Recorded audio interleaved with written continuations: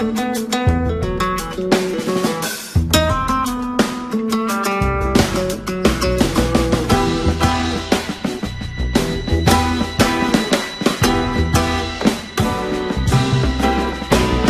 el barrio de San Severiano me dijo mi amiga: ¿quieres regalí? Y al momento me hice la cuenta que aquel cachondeo me gustaba a mí. Y de pronto me miró. Y de pronto la miré.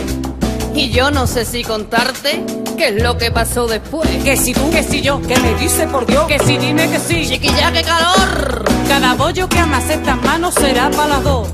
Que no, las cositas del amor es como probar una ostra, que al principio ya para atrás y luego te vuelve loca. Ay, que yo creo que soy bollera, que si bollera, que soy bollera.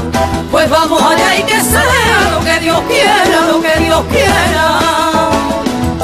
Niña, ¿quieres un ericito fresquito de la mar? Venga, vámonos a contar billetes. Ay, que me parece que ya voy a estar yo mariscando en la Costa de Morte. Hoy el gallego está colorado como un centollos.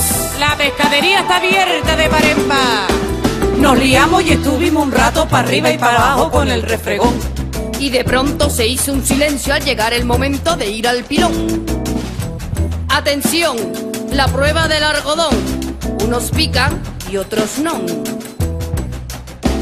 Y de pronto me miró. Y de pronto lo miré. Y pensé pa' mí, pues bueno, me lo tendré que comer. Y cogió y se bajó directa para el pilón. Y me dije, pa' mí no está mal de sabor. Y está tirada de bruces y en el monte del olvido.